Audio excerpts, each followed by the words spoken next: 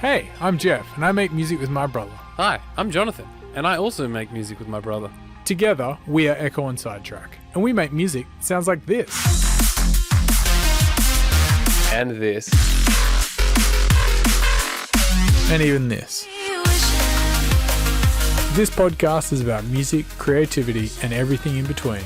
Welcome to A Band Apart with Ekko and Sidetrack. Today's podcast is brought to you by our friends at Short Order Burger. When I want a burger, I want it quickly. I don't want to be the guy standing in line getting hangry with a bunch of other hangry people. So I'm going to download the new Short Order ordering app and use it to order and skip the line when I pick up my order today.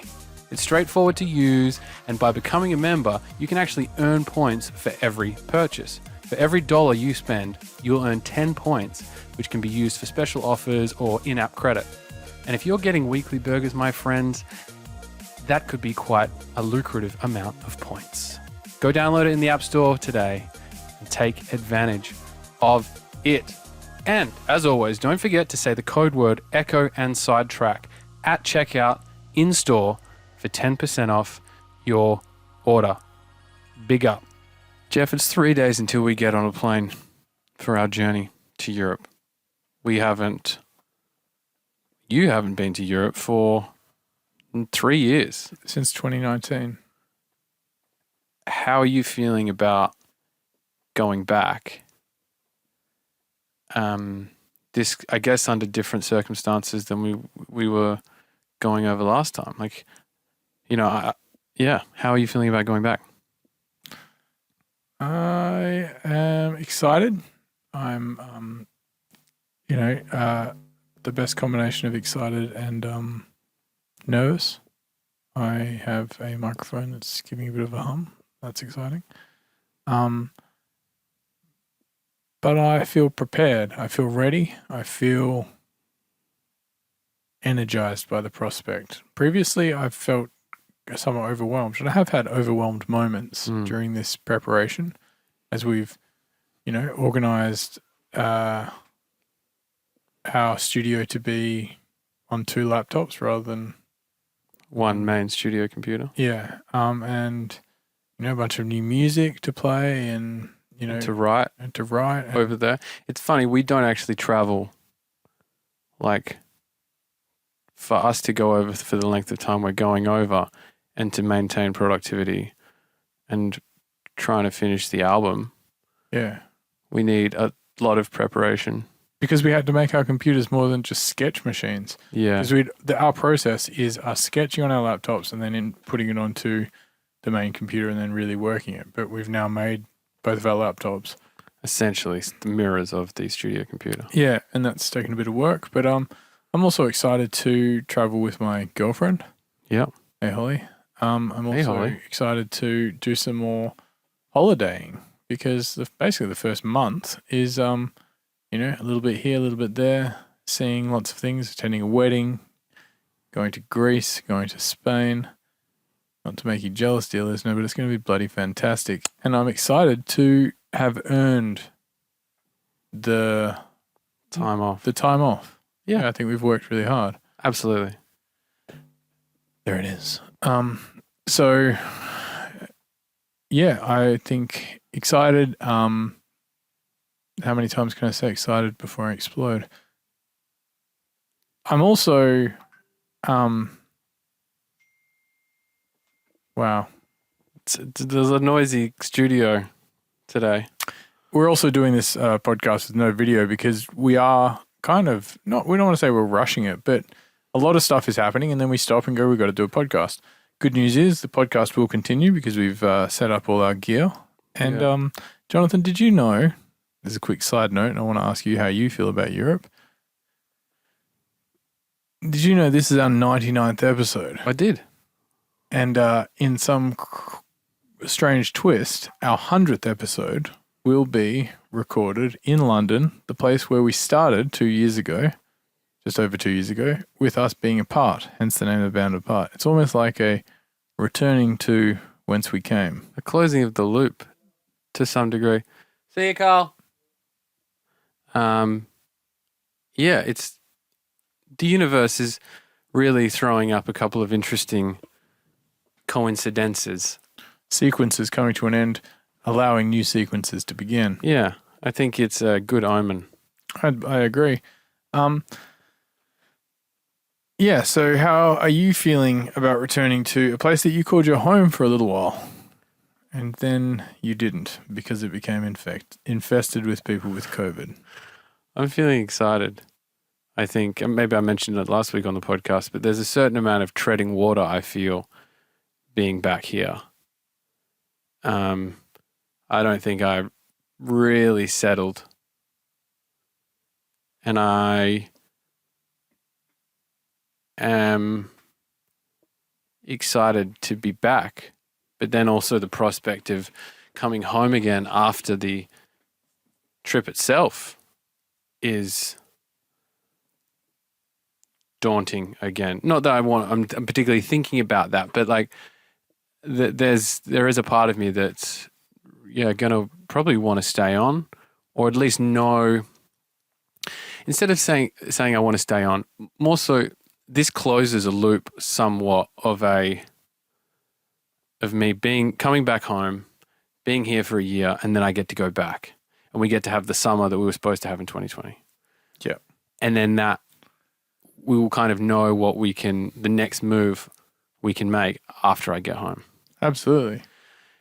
And really, I'm just focusing on enjoying the time we have there, hanging out with James, seeing old friends. Making new ones. I'm just focusing on having fun in the moment and not thinking about a whole bunch of other shit, I think sometimes I can get caught, like a lot of people, up in my own head, and it feels like we've been preparing for this so long in so many different ways, and now it's actually happening. It's like, cool, we're doing it. And it feels a lot less hectic than previously because I think we're the best prepared we've ever been. Yeah, and just planned wise, I think I can't remember the last time we had planned a holiday section of our trip when we've gone to Europe. We don't. We take bonus little trips. And that says a little bit about the way we organise versus how we've been able to be helped be organised by Holly. Yes. But also, it says a bit about how far we've come as artists to be able to go, we're going to take some time off. Yeah. And then we're going to hit it back and get into it. Yeah. I think there's a certain amount of, with both of us, there's a certain amount of like, we've got to just keep going. I don't think either of us are particularly good at knowing when to stop in many facets of when it comes to Ekko and Sidetrack. When enough is enough kind of thing, whether that's like finishing touches on a tune, or whether it's time to take a break, or whether that's whatever. And I think this year we have learnt that a bit better. Not only letting go of tunes, writing faster, but also taking time off and planning what we've planned. Yeah, man, I just want to, it's that same feeling. I had the similar feeling before I went to New Zealand for those shows a couple of weeks ago. It's just like, once you get on the plane, you're on the plane. And there's nothing else you can do. What do you think you'll forget? I forgot my headphones last time. Yeah, but you also told me quite proudly that you were rolling without. That was a bold-faced lie. Yes, you were like, "Nah, man, I'm just going with my AirPods." And I go, "Can you plug your AirPods into the in-flight entertainment?" And you go, no, you can't." That was a lie because I didn't. You forgot your other headphones. I forgot my other headphones. But yeah, what do you think you'll forget this time? Nothing. Because whatever I do forget doesn't matter. Spoken like a true global citizen. Yeah, I think, I need to buy some shorts. I love the fact you always need to buy something. Like, you recently went to New Zealand and one of your first stops was to buy a belt. Yeah, literally on the way to the show, I asked Mike, I was like, "Oh, I need to buy a belt," and they had one belt left. It was meant pretty to cool. be. It was meant to be. And I bought it and it was like, why do you need a belt? And I said, I'm playing a show later. And he's like, oh, I'm going to that show. Did he? Yeah. Did you give him a high five? I can't remember. I think Sign I his chest? left quickly because Michael was You were stealing the parked belt. in a tram zone or something.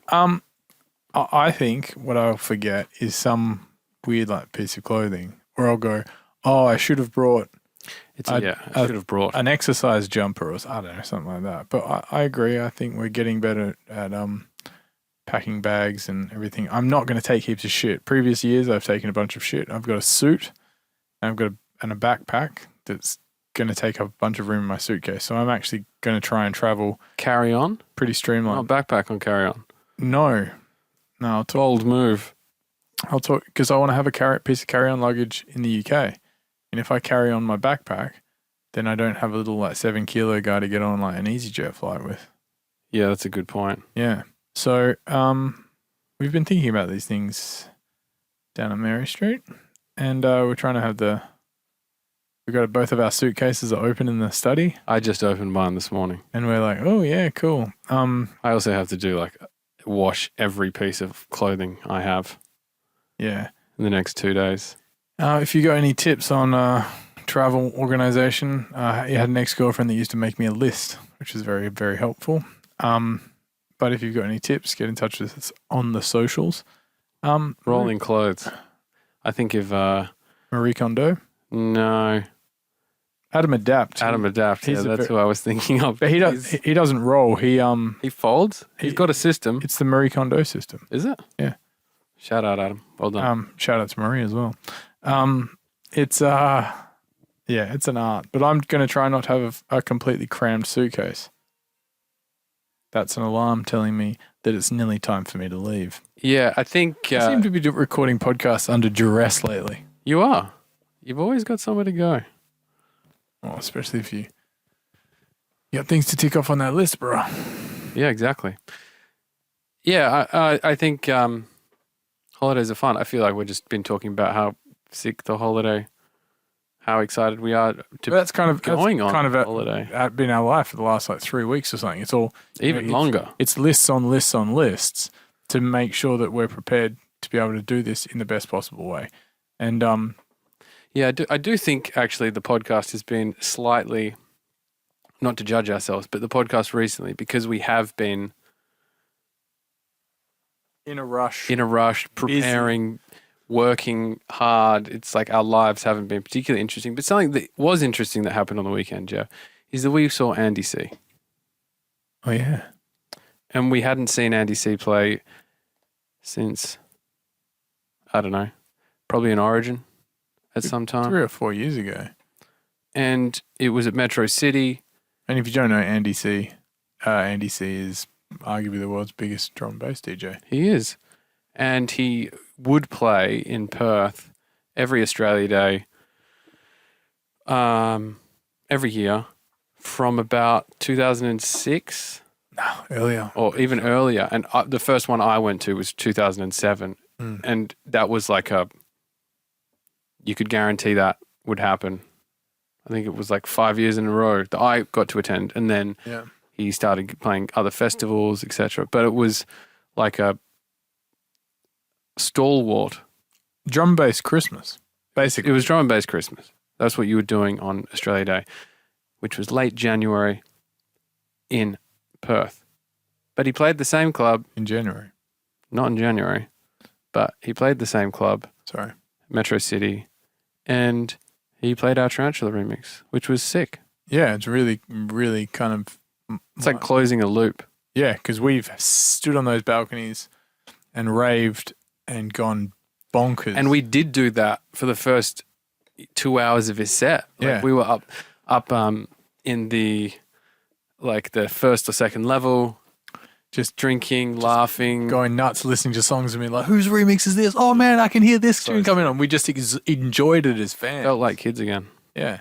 And it was amazing. And then Jonathan got to meet him afterwards, which is a wonderful loop to close. And he's a lovely guy. And it was just cool. It's again, it's one of those things that's reminds you how cool not only how cool the drum and bass community is, but how, like, I think we spoke about this a couple of episodes ago, but when you see other DJs, it's like seeing people that you work with, but you never see. So suddenly, when you get to interact with a DJ you really look up to or a producer you really look up to, it's very, and they talk to you as a peer, it's very gratifying.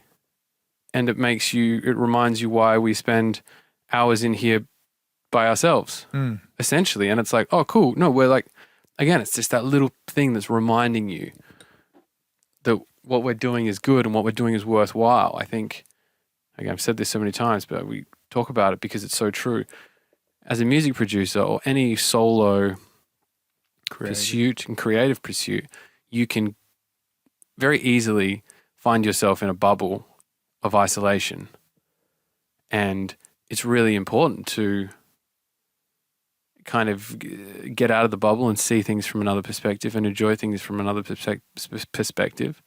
I think the same thing happened when we got to play our songs to people that people hadn't heard before. You know, it's like, yeah, okay, finally we can release that. We're doing something well. Reminding, whoa, Andy C knows who we are. Cool. He just played our Tarantula remix. Sick. 2007 Jonathan and 2007 Jeff would have been like, fuck off. Yeah, that's exactly right. I remember definitely standing on those balconies and being very high. Oh. And going, I wonder if I could make a song good enough that Andy C would play it. And I wonder if it would go nuts. And like, you like kind of feel like, yeah. And it's not that you need to have your music played by any one person to feel good, but to see that one work is a really cool thing. Yeah. And it's just like a thing it's like another little step in the career. Yeah, and I think those moments have to be recognized, and we're getting better at recognizing them. But it was fucking cool. Like I was like, yeah, sick. Andy C just played a tune. But also I just enjoyed the show. Oh yeah, and I think because we were able to enjoy it and view it as fans, it made it a bit of extra something. Yeah. It's like, yeah, and I think that coming back to the beginner's mind and being like, you know, imagining yourself as that fan who knew nothing, had seen nothing behind the curtain. Yeah. And, you know, I say behind the curtain almost literally because you had no idea there was a backstage. You were just like, where's he come from? Like, yeah. What's going on? Oh, man, he's going to play. Like, you're so excited. And we kind of got some of that back. Yeah. I think that's what made the experience extra special. Absolutely. My hangover the next day was pretty extra special, but we pushed through. Oh, man. Yeah. What a day. Drinking. What a concept. I was going to ask you something else, but as my brain is deteriorating through sleep and lack thereof, I kind of completely forgot what it was. You're not sleeping well? No, I'm sleeping okay. It's just late nights, early mornings, that kind of thing. I had an extremely vivid dream last night that Holly and I owned a lion. Or was it a tiger? A large cat. And we brought it around to someone's house. And they had like water buffalo in the backyard. And like half little farm set up. And I was like sitting there and everything was fine. Like, you know, the kids were playing with the lion or the tiger. Let's call it the lion. And then all of a sudden the lion just like attacked the water buffalo and like brought it, like, you know, kind of like grabbed by the neck, and like it was John Christmas's house who we were at, and he was like doing something with his son. And I was like, John, like almost as though you'd say, oh, the dog's like got on the barbecue. Yeah. I was like, oh, John, can you get that? And then I'm like, oh shit. And I remember I woke up and the first thought that came into my head is like, how the fuck are we going to move the carcass? Like, do we bring the carcass with our lion and that's food and I buy the bull off John? Or do we leave it there and like rotting meat's going to suck? We can't have, that's going to bring disease, and like he's got kids, and like I was literally already problem solving that scenario. And I'm really glad I don't own a lion. I think it would be so problematic to own an animal like a lion or a It's borderline problematic to own a dog for some people. Yeah, or like yeah, but I mean more so like an apex predator. There's no way you could. Like You'd think you were its buddy, but really, you're fucking 2 weeks away from being its first meal. that thing, you can definitely befriend a cat, for sure. There's videos of people doing it, but you have to keep that thing not hungry. And also, I mean, it's like people that own monkeys. It'd be sick to have like an orangutan or a chimpanzee best friend, but given the chance, that thing is going to rip your face off. Or if you wrong it in some way, it's going to fuck you up in such a monumental way.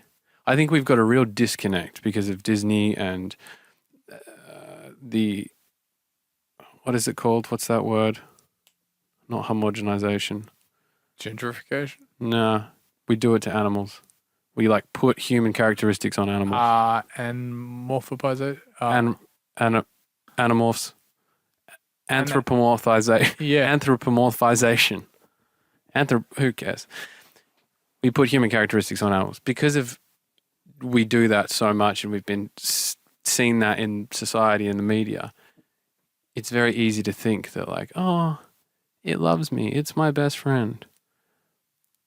But animals will fucking destroy you straight away. It's like those people that have like pet lizards and like what's that? There was a video on Instagram and a woman I followed for a while who had a pet. It was like a large iguana. And that thing doesn't love you. That thing doesn't hug you like a cat. That thing It's cold. is indifferent to you and would prefer to eat your flesh than be patted by it. I think so. Like obviously cats and dogs love, and monkeys too, and I think birds to some degree. But there's some animals just don't give a fuck. Like, Or maybe humans give too much of a fuck. maybe like a hyena. Imagine having a pet hyena. No, thanks. It'd be so intense. Even like a German Shepherd or like a Alsatian or like a big dog. That's what I mean, man. So it's like all you have to do is have a dog that is temperamental, and then it attacks someone at a park and you've got a real problem. Have you ever been attacked by a dog? No. But I know someone who has had a dog that has been branded as a dangerous dog, and it's a court thing, and then it's wear a muzzle, and otherwise the dog is going to be Terminated, yeah, and things like that. And it can be a pretty harmless error. That happens in an instant. It's not like your dog has to get off the lead and eat something. It can just like snap up and bite someone. And then that changes the relationship with the dog, and then you don't trust the dog around things, and it gets super protective. And it's not really the dog's fault because the dog has instincts, and the dog is a dog. Too often we go like, oh, it should be trained better, or I need to do this. It's like, at the end of the day, the dog is still a dog. and it's going to do what a dog does. It's not going to abide by human law or human ethics. Yeah, isn't that Dog the Bounty Hunter's? The dog's going to do what a dog's going to do. Exactly. Probably. Yeah, so I don't know. And that's why people get certain breeds that are known for being super docile and super friendly. But, at the end of the day, a golden retriever and a German shepherd are basically the same beast. They are the same beast. It all stemmed from the same thing. Wolf. Yeah. Do you have anything else to say, Jonathan? I feel like this podcast needs to end on a bit of a zing. And have you got a joke? You always ask I don't. You always ask me if I've got a joke. I don't have a joke. Do I have a story? I'm trying to think. What kind of story would you like to hear? I'm excited to do. I'm going to tick something off my bucket list. I haven't actually written anything down. We talked about it ages ago. But I'm going to swim in the Mediterranean. You're going to swim in the Mediterranean? Technically, it's not the Mediterranean. Well, the bucket list has failed already and it hasn't even started. technically it's the Aegean Sea, but I'd love to go to Algeria. it's Greece. I thought it was Algeria. Isn't Algeria near the Aegean? No, the Aegean Sea is like the Greece and Croatia and that kind of thing. Well, And the Mediterranean is kind of around the corner towards. who knew? Yes, but all I wanted. Warm water that doesn't have any sharks in it. That's what you wanted. No, not specifically. I've always just had this draw to that part of the world. Like I'm like, whoa, look, there's like an ocean there. Like in the middle of the massive block of land, there's water. I'd like to swim there. And it looks fucking beautiful. Like, white cliffs and deep blue ocean and warm water. But it just looks stunning and I'm so excited to do it. And then I'm like, oh, I've got to tick off some more bucket list things. Just made me think about it. But I'm super excited to do it. And That's pretty sweet. Yeah, I'm excited. Excited. We need a better word than excited. Looking forward to? Yeah. And I say I'm energized because I am literally energized by it. Like in my tiredest moments, I go, well, we're about to do this. Or like, when I woke up this morning, I was like, whoa, when I wake up with Holly in a week's time, we're going to be in the UK. Well, technically, we're going to wake up in the south of France in a week's time. Mother of pearl. Drinking a breakfast wine. Perhaps. Definitely eating a croissant. Oh, yes. And baguettes. And, but. What's I can. It's cool that you're knocking something off your bucket list. And no doubt probably something else will come up. But I thought, at first I was a little bit like, oh, it might cost. And, thinking of reasons why not. But then you go, think of reasons why. Like it's going to be a memorable trip. Yeah. The first time you ever go to Greece. And it's important to remind ourselves, and something that we've learning, is we can have nice things. Yeah, we can have it all. We can have it all. I mean, you can't, in some ways, have it all. Like, it's obviously takes sacrifice, etc. But you can say yes to a trip like this to Greece for a couple of days. We can. We can have the time off. You can do that thing. We can. And it feels like Holly and I were looking for a place and we couldn't decide and we looked like 5 or 6 islands. Did you know Crete is huge? Like the island of Crete is massive. It's like hundreds of kilometers across. No, I know very little about Greece. Actually, so do I. And but I've learned a little bit more. But we found an awesome island that isn't overrun by tourists. Don't tell anyone. It's called. Oh, you cut that one out. You wouldn't want to tell them. Beep. No, and it looks bloody lovely. And You're excited for it? I am. How much calamari do you think you're going to eat? A fair bit, and drink a fair bit of ouzo and some grilled octopus. Fuck yeah. And I don't know. Not sure why I brought it up, but I just thought you're excited about it. I am. I'm more than excited. You got a book to read on the holiday?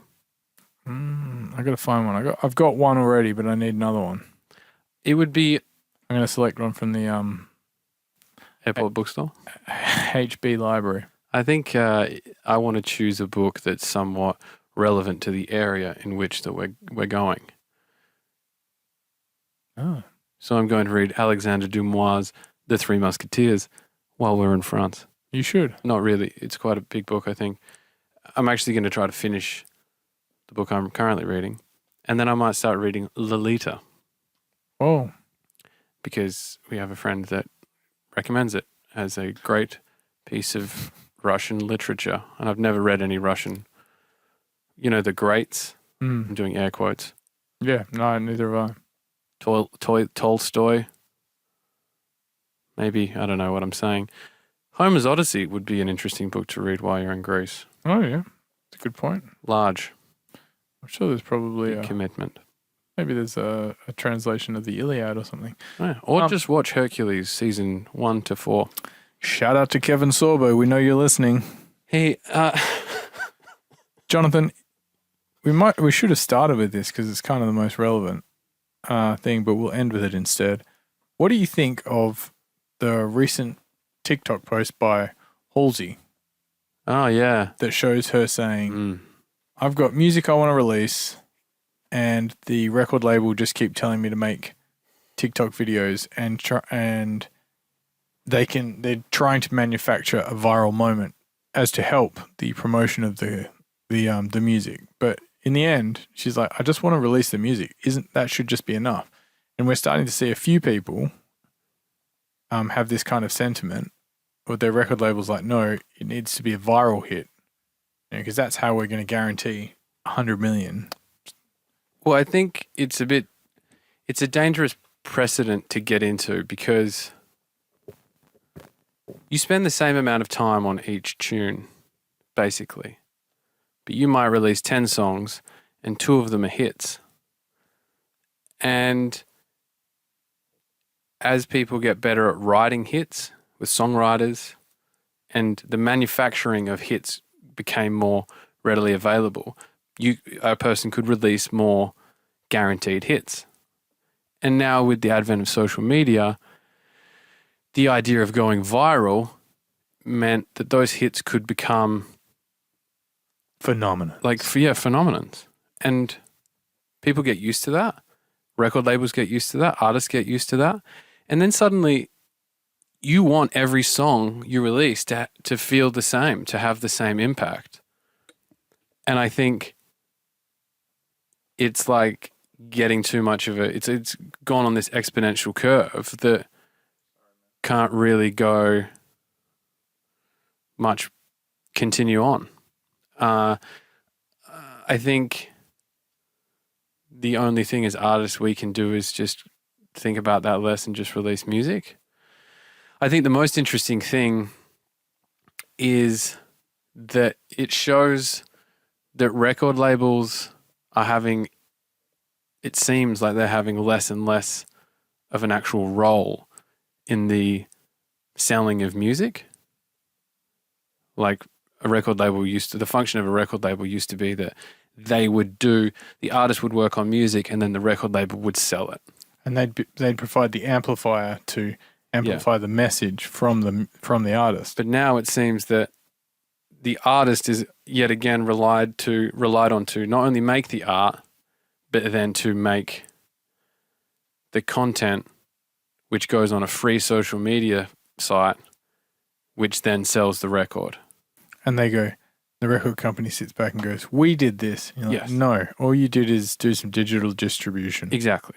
And I think that it more highlights the conversation again of how much do record labels actually do nowadays in music. Because I think record labels they do have a function.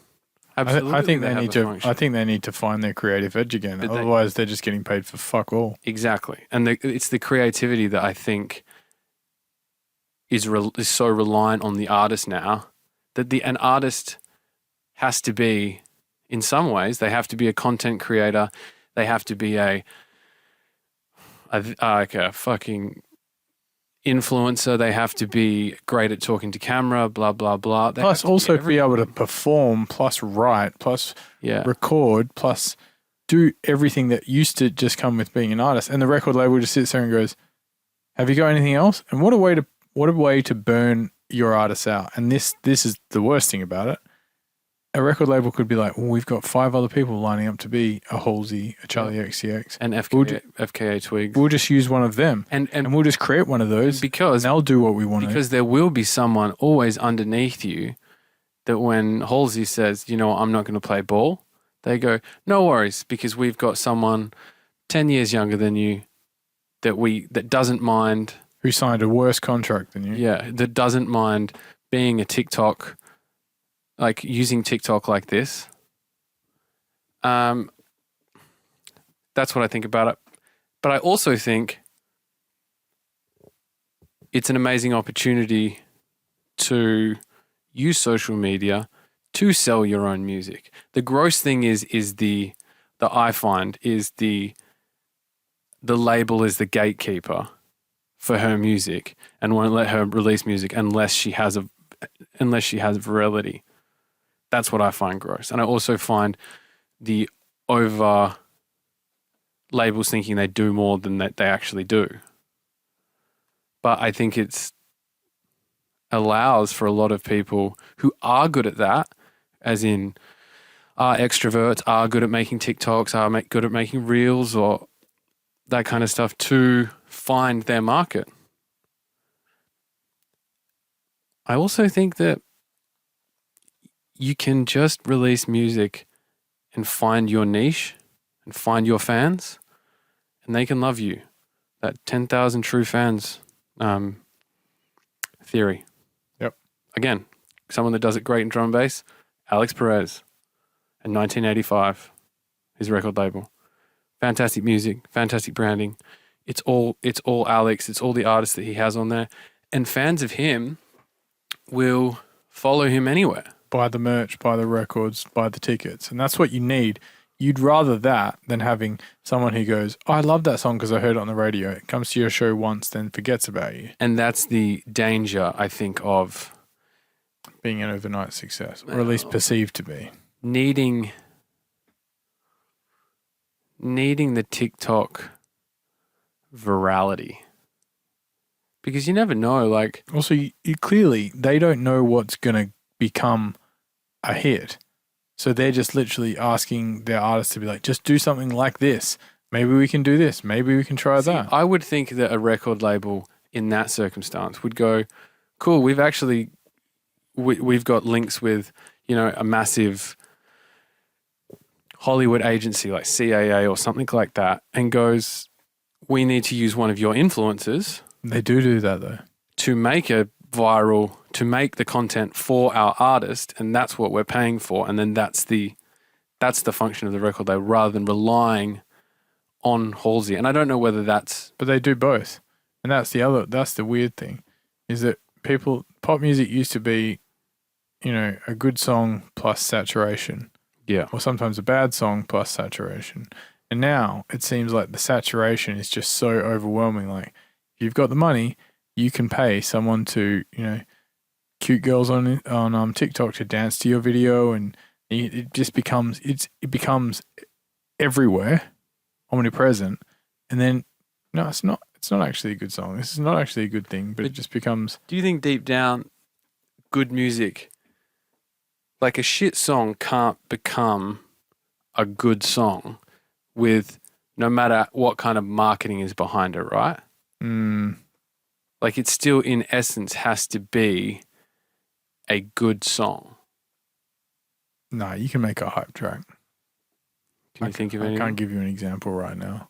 I think of maybe that Gangnam Style song. Yep. Maybe. I don't think that's particularly a good song. It's catchy. Then maybe it's a good song if it's catchy. But yeah, it's an interesting post, and I hope it starts more of a conversation about the blending of social media and music and artistry and job roles in the music industry. And also, what record labels do to what they actually do. I found it quite interesting that it was posted on Triple J, who, they're all supportive of independent artists and everything like that. But I know that they also have a pay-to-play aspect to them. Absolutely. Where major record labels pay their money to play their songs. Absolutely. So, but also I think Triple J need to maintain that look of being for the people. Yeah, and they do an okay job of it in some respects. Thanks for playing our music in our latest single recently, Triple J. Oh, yeah, but at the same time, they've fucked up a lot of things, not for us, but for all sorts of people. And they've got their people that they love, and they've got their people that they don't support and everything like that, like any record label, like any record or radio. At the end of the day, it is a business. But if that's how you end every conversation about this... I know. That's not... I'm not saying that that's letting them off the hook, but it is a business. There is that aspect to it. It's a bit of a gross aspect, and I wish it was smaller, and it should be smaller. But I think that's the benefit of independence when it comes to creativity. You think of nowadays there's less gatekeepers to becoming successful in whatever medium it is. Like, take this podcast, for instance. We didn't need to get a radio show. We didn't need to prove to Triple J or some local radio station in Perth or BBC or anything like that, look, guys, we've got a concept for a radio show. Can you give us a job? We could just start a podcast and start uploading it and distribute it ourselves, and people like it. They don't like it. Who gives a fuck? Yeah. So barrier to entries are lower, but to get the success takes longer. Hunter S. Thompson has a great quote about the music industry. I think you probably heard this one before. The music business is a cruel and shallow money trench, a long plastic hallway where thieves and pimps run free and good men die like dogs. Also, there's a negative side. That's pretty funny. And I think that kind of rings true. Like it is a music industry. And if you don't want to be part of the industry part of it, then you probably can't go very far. Yeah. But understanding that it's a game and there is a business aspect to it is good to moderate your expectations and your feelings towards the whole thing. But I just think, the pressure that people put on artists to do everything for them, to make them money is a bit of a farce. Yeah. I mean, our experience in the music industry as well has been fairly, especially compared to someone like Halsey, has been fairly limited and light. Yep. But as above, so below. As above, so below, Jeff. But like it works in the same way. It's just scaled larger and things just cost more. We've seen and heard stories from all sorts of places that have been none too positive. Yeah. But let's hope that. I hope it increases the conversation about it and it doesn't just go away. And I really hope that blowing up wasn't a made up thing. Wasn't the viral thing that she came up with. And I think if it wasn't and she was being genuine, then that blowing up gives her the virality, because then she'll be like, the record label this is the song they don't want you to have. Yeah. And then the record label succeeded. Well, this is the thing. Is this just clickbait publicity? Because, her saying they won't let me release this. Everyone's going to get on her side. Everyone's going to be like, we're on your side. Like, let her release it. And then, in 2 months later, when she was meant to release it anyway, she releases it. And everyone goes, yes, they let her have That's it. even and then grosser. And the record label goes, yes, it worked perfectly. Now let's do it again. Yeah, because no one knows which record label she's on. No one. It's very quiet. No, the average Joe doesn't know that she's on fucking Sony BMG or I don't know whoever she's It's with. a great marketing ploy. And if it is, then everyone's going to try that as well. And everyone from the big guys to the small guys are going to try that negative clickbait thing. It's like, we're going to start a fake argument online and people are going to get involved with it. It's going to drive traffic. Then that's going to become as old as I'll walk you through my tune with 3 extra easy steps. Like, it's just going to become a new trope. Yep. But I mean, I think I would lose so much faith.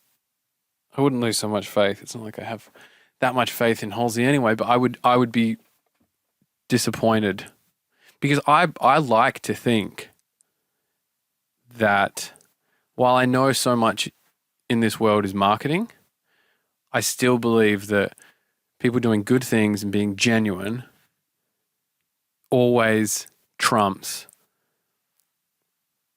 bullshit marketing. I agree. And I ethically I like to do smart marketing, but I would not respect them if this turns out just to be a publicity stunt. I think publicity stunts that invoke serious conversation, like the one we're having, that do mean something, to find out that the foundation of that was A publicity stunt? Also, do it. Just confirm the idea that it's a bunch of fucking grossness marketing people who are taking a fuckload of money to do that. I don't know. A publicity stunt, a good publicity stunt is the example of Alice Cooper's manager when Alice Cooper was first meant to go to the UK in like the early 70s, I want to say, maybe the late 60s. But they're like, we need to sell some tickets. And Shep Gordon is his name, the manager. And he goes, you're not even known over here. You need to make yourself someone that everyone knows about. You know, it's not about newspaper ads. It's not about anything. You need to go against the establishment. And they devised, this is pre-punk, and they devised that if you want to make the kids like you have to make the parents hate you. And the most hateful thing that you could do for the way to make the parents hate you the most would be to fuck up their commute. So they put a massive Alice Cooper bus ad on the side of a bus, and then they stopped it in Oxford Circus, and they stopped traffic. That's a good idea. And they fucked it up, and everyone was like, look at this thing, got massive photos, all sorts of things. Plus everyone got super mad. Who's Alice Cooper? Who the fuck is Alice Cooper? They sold it out. That's a good That's crazy. That's a true crazy publicity stunt. That's what PR companies used to do. Smart ways of doing things. That's what marketing used to be about. How can we, we could run an ad here and then we're going to do this and we're going to do a live performance and we're going to do all this. But now there is no difference, but it's just fucking digital scumbaggery. Now it's just using a platform to like get the most eyes on you, which is exactly what the Alice Cooper example is, but it's just all digital. So it's like less. And I think it feels more like you're deceiving the audience. Absolutely. It's more deception based because you're pretending like something is serious. And then after it's not serious, it's like, actually, we just lied to you. Which I think that should be more damaging in the long run. Isn't that increasing less trust in artists? Yeah, well, that's the thing. If this thing is a publicity stunt, and smaller artists start doing it, Halsey could survive it. Halsey, but a smaller artist, someone like us, we do something like this, and people just go, "You guys are fucking idiots." Do you want to do a fake feud? No, I can't spend my time doing that. I'd prefer to spend my time writing a better song. Yeah, that then we can figure out an interesting way to sell it. And playing shows and keep working on our craft. Yeah, rather than thinking about some feud that we'd get in with fucking Dimension or I'd be part of a publicity stunt, but that means it would have to be ethical. Yeah, and also it would have to be fucking clever. And funny. Yeah, that's funny. Not funny. It's like, oh, she's highlighting an actual problem in the music industry. Yeah. I hope that it's not a publicity stunt and that she's talking about it and other big artists are talking about it because it's a genuine issue that they're struggling with. Yeah. And it is genuine. It's genuine. They're not lying. It's all real. Yeah. It would annoy me. It would just further erode the distrust you already have of the music industry. Yeah. I mean, yeah, less distrust of the music industry, more just distrust of the marketing aspect and the machine and yeah. If you distrust the music industry or would like to get in touch with us, hit us up on our socials where we'll be giving out nothing but ethical videos and beautiful smiles and lollipops. It's a bigger conversation. I'm sure we'll have it again, but yeah. If you haven't seen it, go look up. You'll be able to Google Halsey's TikTok or Reel where she describes it, and a couple of other artists have talked about it. FKA Twigs, Florence and the Machine, Charlie XCX.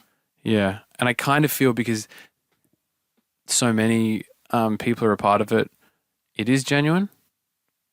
I hope. Either that or they're going to come out with a fire collab between those four artists in like 2 I don't think months. it's necessarily a collab like that. But it is. It would be something that artists would struggle with. Is creating the music not enough for you? Yeah. Is what they're saying. No, we want more. And we'll use you up and then we'll throw you to the side. Just like Marilyn Monroe. Oof. That's a positive way to end a podcast. R.I.P. Marilyn. What a fucking beautiful woman.